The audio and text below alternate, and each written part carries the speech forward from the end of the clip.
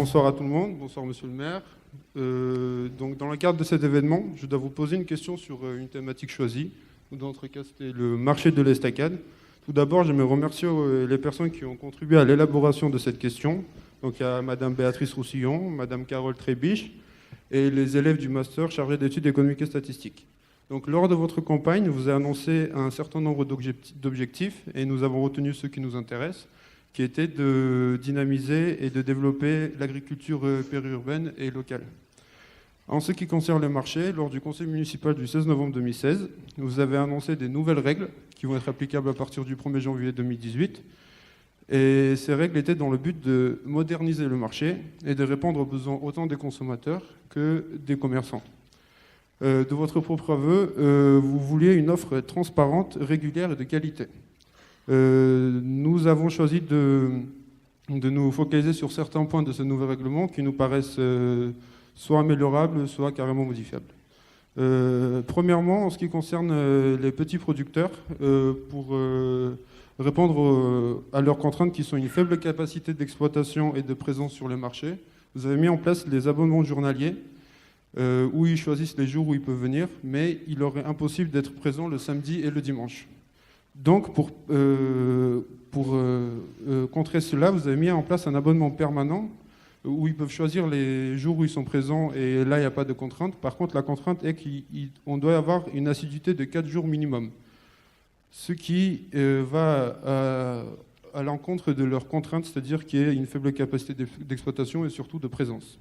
Deuxièmement, vous avez décidé l'allongement de la durée du marché qui auparavant fermait à 13h30 et qui, à partir du 1er janvier, va fermer à 14h30. D'après notre enquête que nous avons menée auprès des commerçants, ceci est une bonne chose, mais ne va pas jusqu'au bout. C'est-à-dire qu'eux, ils auraient aimé le week-end, pourquoi pas prolonger, voire même aller vers le soir. Par contre, en semaine, ce n'était pas nécessaire car ça disperse, ça dilue un peu la demande. Et ce n'est pas le but recherché.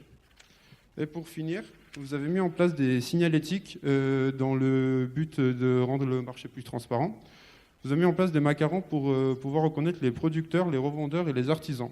Sauf que cette réforme répond partiellement à la question, car lorsqu'un consommateur veut acheter un produit, il veut savoir qui lui vend et d'où vient le produit. Et dans notre cas, si c'est un produit local ou pas local.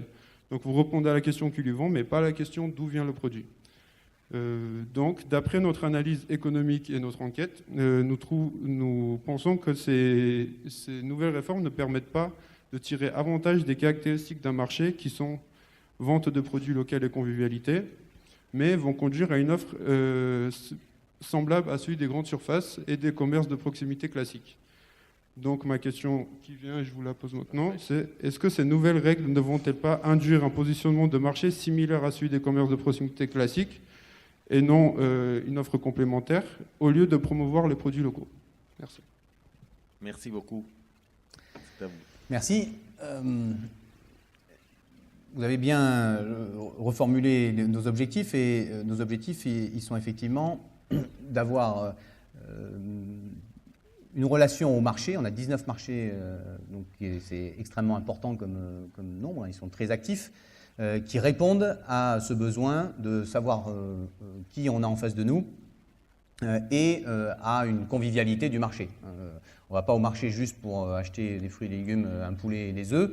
On y va parce qu'on a le plaisir à ce que ça brasse, on a le plaisir à discuter avec le paysan qui l'a produit ou le revendeur, parce qu'on a plaisir à s'asseoir et boire un petit coup de blanc après, etc. Bon, et ça, c'est constitutif d'une vie sociale et d'une vie extrêmement importante. Le marché, le règlement des marchés datait de 1984. Donc vous voyez, c'est un petit peu ancien. Donc on a à la fois reculé l'heure parce que effectivement vous vous levez de plus en plus tard.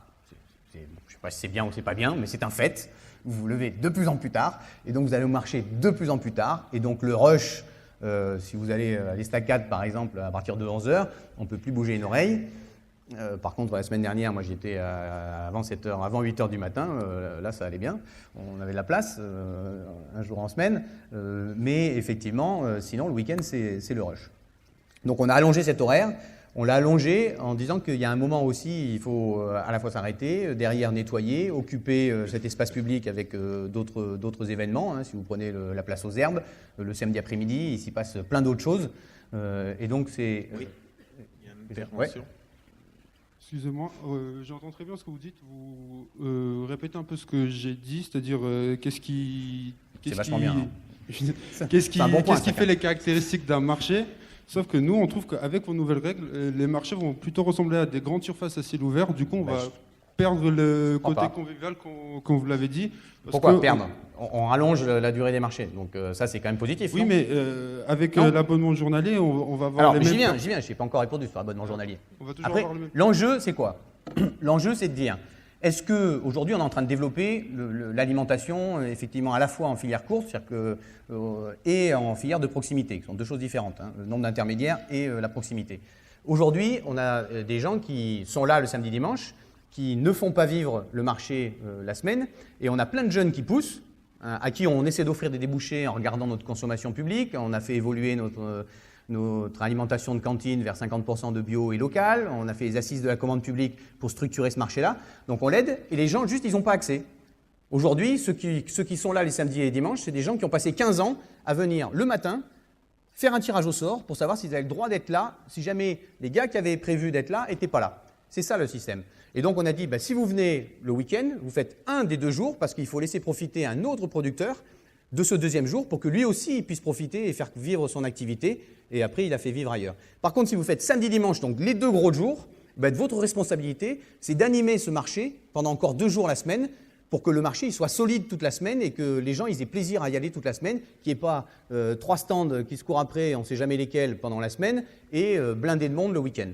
Donc c'est ça qu'on a fait en faisant un des 2 jours, c'est juste que les gens ils doivent choisir. S'ils font 2, ils sont responsables et ils animent le marché, c'est plutôt des structures assez importantes. S'ils en prennent qu'un, ça veut dire qu'on va faire monter d'autres gens et que les nouveaux, ceux qui se reconvertissent là et qui ont envie d'aller faire du bio, ils ne vont pas passer 15 ans à venir tous les matins, voir si jamais ils sont tirés au sort, pour avoir le droit éventuellement, un jour, de venir eux aussi au sommet de la chaîne alimentaire et avoir le droit de s'installer le samedi et le dimanche, et à ce moment-là, ça ira bien.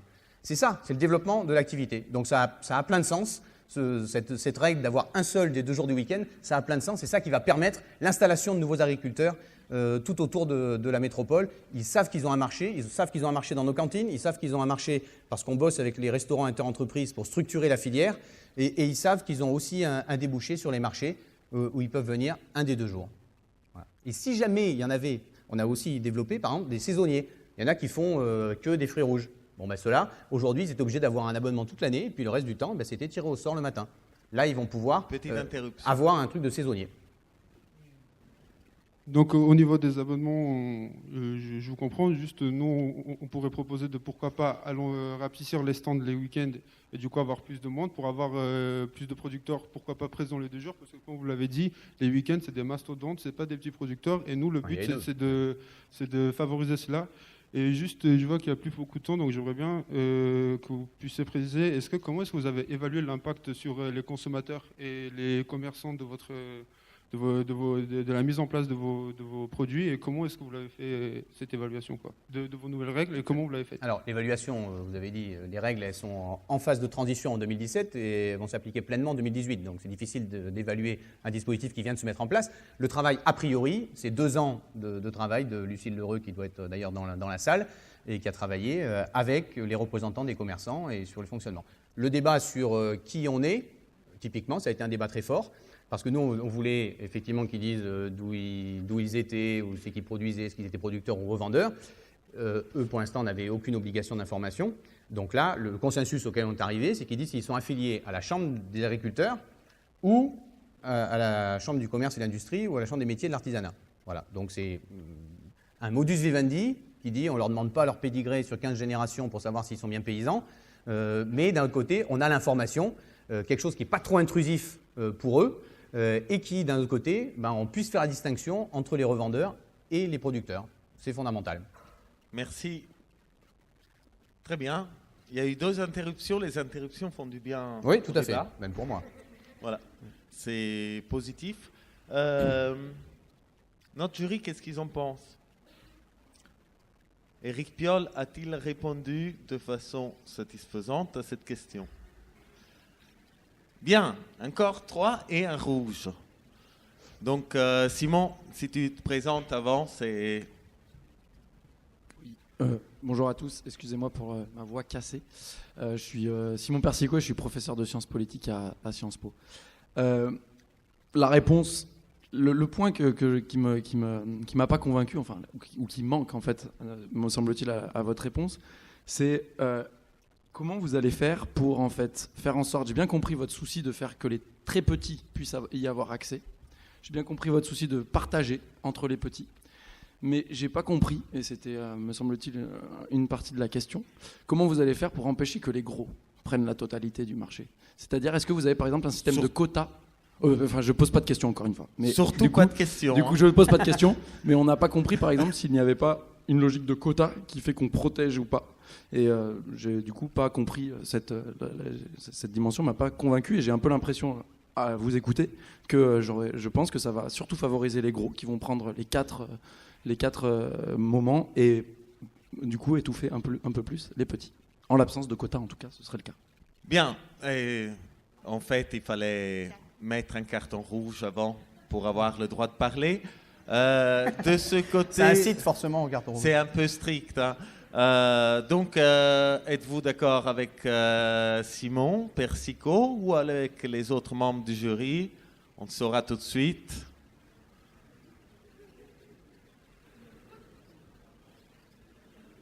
Alors, ça fait 2 questions que je dois dire que ce système de carton vert et rouge, quand c'est très mixte, ne permet pas d'avoir une évaluation claire de qui a gagné. Les verts me semblent encore majoritaires. Ah oui, quand même. Oui. Ils vous paraissent Moi, à majoritaires. l'œil, comme ça, mais oui, moi mais qui bon. suis arbitre, ils sont majoritaires. Un peu plus que tout à l'heure même, peut-être.